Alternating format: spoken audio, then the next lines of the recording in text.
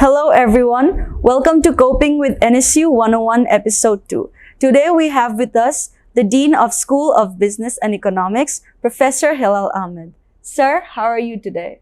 I'm doing great, and thank you for having me. NSU is the #1 institution right now in Bangladesh. What do you think the contribution of SB was to this? Well, SB is part of NSU, right? So the number of criteria on which this ranking is based, and NSU contributing to each of these, especially in the research area. Sir, can you please tell us a bit about the faculty and the student strength of the SPE? North-South School of Business is a prominent and very sought-after school, and our core stakeholder, the key stakeholder are students, and the key strength is our core faculty members, full-time faculty members. We got about 140 full-time faculty members, and as you know, everybody has got a degree from internationally reputed university. Sir, what do you think is the role of AI in academia? You are suggesting artificial intelligence, right? Right. I'm not an expert in artificial intelligence, but what I have gathered from, reading reports on that and also talking to experts, listening to experts, should I say, this is a new era, and it's very pervasive. It's affecting every walk of life, especially in education. And I'm sure what you have in mind is the Chat GPT or chatbot, right? So it can do all the hard work for you to do an assignment and things like that. So this is a very challenging technology. Much depends on how we manage it as an university. I think there are good things if we can manage it well. It could be bad if we cannot. So the jury's out there, and I suppose we are getting specialist advice on that. And I'm sure at the sometime in the future we'll be developing some rules and policies to manage the impact of or use the AI to more productive learning and rewarding learning. What do you think are the pros and cons of using AI in academia, or NSU students specifically? Well, let's go back to, say, 20 years back, maybe 30 years when I was like you, right? For learning, we have to go to library and go through the catalog system, find the book, and when you're lucky enough to go and get the book, it's time bound. Perhaps somebody else is in the queue. And with the advent of internet and all other digitization of materials, now it's just a click away, right? So if we can manage these sort of technological offerings in a very productive way, it can improve our learning, enormously. But there are also cons because, if you don't have the right sort of technology, particularly dealing with ChatGPT and all that, smart students can get away doing, limited work and not learning much, and so that can affect their learning and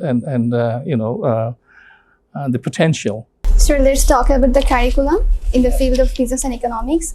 What do you think how it has evolved over the years to keep pace with the global economic dynamics? Right. Okay. Very important question because business studies has to be very relevant for the industry and for the community, right? Right at the beginning, I suppose about 30 years back, this curricula for business has been developed following the curricula of a very reputed university in the US.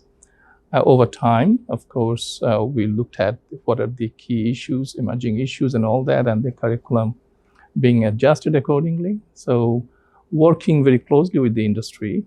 How does NSU foster entrepreneurship amongst its students? Right. I think within the Department of Management, they're offering, together with other parts of the school, they're offering a Bachelor of Business Administration degree with a major concentration in entrepreneurship. That's that's there in terms of understanding various aspects of entrepreneurship.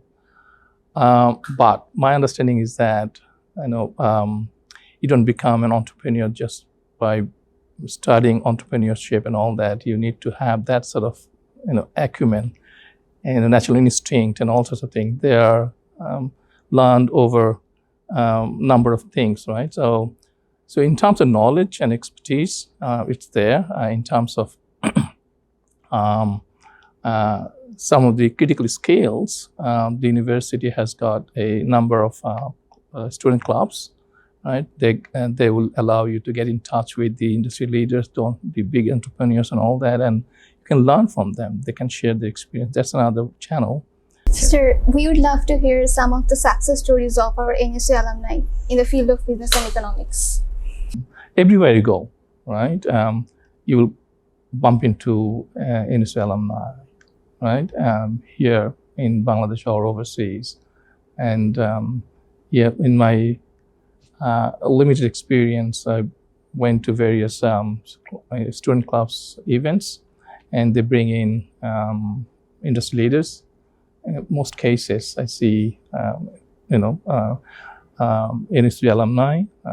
I was talking about Walton. I think the managing director is an MBA alumnus. And then recently, I'm sure you will love it, the food chain, Well Food, or is that KFC? Chaldal, yeah, the Nogod and Chaldal, and some of them are the entrepreneurs or the owners or the startup owners. They are from NSU. So I can give you a list if you like, but this is one area I'm working on, because at this stage the alumni activities are not very, should I say, robust. So this is one thing I'm sort of focusing on, and I will let you know in due course some of the high performers of business school alumni. So, sir, there are many students who are doing very well for themselves at NSU, but then there are students who are struggling a lot with their academics. For example, students who are at probation. What advice would you be giving to them? One thing, if time management is very important, right? When you become an university student, you tend to enjoy a lot of freedom, right? You make decisions, you make choices, right? So you have to be responsible for the choice you make, for the action you take, right? So I'm not suggesting that you will just devote 100% of your discretionary time to study. You mix judiciously and very responsibly with other aspects of your life, right? So clubbing activities, social activities, whatever passion you have, make sure you don't ignore your study. Don't take your eyes off the ball, right? Don't drop the ball. That's the fundamental thing. And so keep your eyes on the ball, the ultimate goal, right? But that's the knowledge that we're talking about. We are also thinking about, equipping students with a lot of job-related skills, right? Communication skills, for example, how you communicate, how you present yourself, how a collaborative skill, how you sort of work in a team environment, how you deal with failure, much as how you deal with success. All those skills are important, right? So coming back to time management and probation, so students should know right from the start that this is the main game, so don't ignore that. Sir, could you please share some of the collaborations that SBE has established with the industry partners? Right. We signed a lot of MOUs with various organizations, right? So, and also we got various centers, research centers, right? As for the collaboration, the number of things, I don't know where to start, but recently we signed an MOU with the University of Adelaide. And they have agreed to offer a joint degree. One is Master of Development Studies and then Master of Public Policy, right? So that's a very win-win situation. Students who enroll in MDA, they do certain courses and then they go overseas in Adelaide and do others, and they get 2 degrees, right? There are some common courses. So that's very important. That's a way forward, I think, for many of our programs, degrees. Sir, what are the international opportunities available for students of SBE at NSU?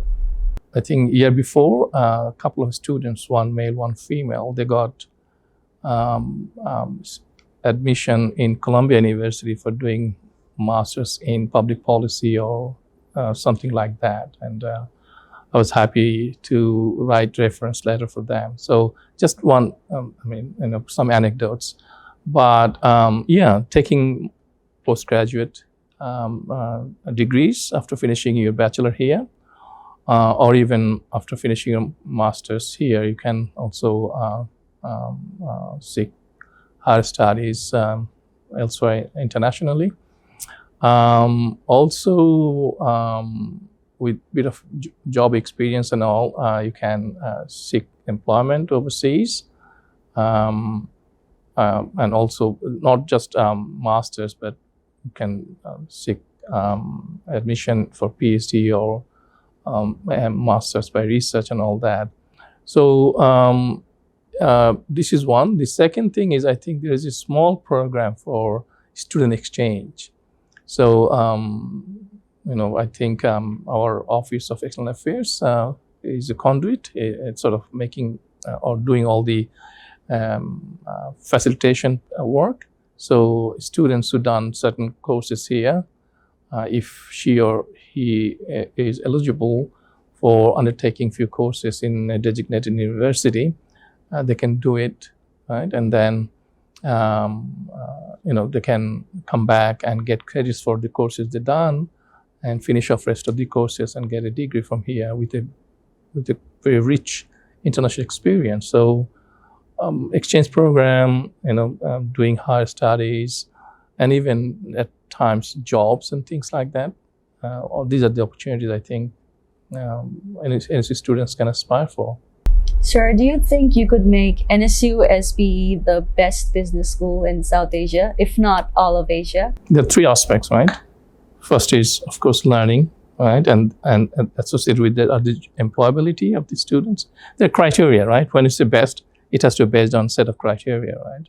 Some of the things, but 3 components are important: teaching and learning, right? Research, and that research should inform you the teaching, learning, and then the impact of your learning and research on the community. So community engagement, outreach, learning, embedding your research into classroom learning. All these 3 are very important. Now, you have to be very strategic, right? It cannot just happen organically, right? So some of the things we have planned, or we have a roadmap being developed, is first we're trying to get accreditation by the top accreditation agency. So we sort of suggest, we sort of do our scan, or sort of take stock of where we are relative to the global standards, right? And what is the gap? So this gap analysis is important. So once you do that gap analysis, then you have to work out some strategies, how you are moving from where you are today to wherever you want to be.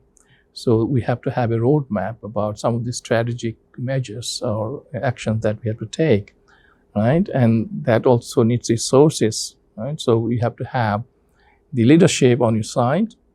And this is not a one-man show, right? You are taking the whole school with you. So you have to engage the whole school. So with all this in mind, I'm glad that you asked this question, because this is what our strategic plan is all about. So what we have done, or what I have done soon after I taken this role, is to organize a planning day. We host a planning day. I'm a believer of consultative leadership. So the planning day, this is the first one ever for the school. where almost 90% of the faculty members took part and contributed. So we did have a lot of themes which are aligned with the global standards, and we got breakout groups. So cluster of predetermined group of faculty members sort of talked about or done the brainstorming about the theme and all that, come up with some suggestions, what measures we can take and all that. So this is a good beginning, and we got very successful planning day. We are working on the outcomes of the planning day, developing the strategies, how to reach where we want to reach, and working very closely with the school leadership. And we have a accreditation project team, APT. So working very closely with all of them to implement some of the strategies to get to where we want to be. So yes, we are globally within 400 to 450 schools, top schools, but we want to be better, and we are working on it. And we have some strategies in place. By what year approximately do you think you'd be the best business school in South Asia? I don't know whether you can give me a crystal ball. I can do the ball gazing and find out. It's not just us, right? Everybody is trying to be the best. So we have to compete with many others. We are making our best effort, and it's an ongoing, it's not just a marathon, it's not a sprint, right? It's just 100-meter sprint, you finish and that you won. It's a marathon, right? It's a long-term goal. For us, I think, we will be proud if we can stay with the leading universities in Asia. And Asia this is Asia century, right? China, India, while some of the established ones, Japan, Korea, all those countries, they are investing heavily on education and things like that. So as long as we are in that group, I think we'll do a good service to the nation, good service to us. So I cannot guarantee you will be the best, but we'll be in the best group, right? One of the leading group of business schools. So I cannot give you time, but like I said, this is what we are aspiring to achieve, and we are working on it. Sir, finally, if you were to give one piece of advice to a freshman entering the School of Business and Economics, what would it be? Enjoy your life. More seriously, you are here for a reason, right? And unlike students in the public university, your parents are paying from their pocket, right? It's not always easy.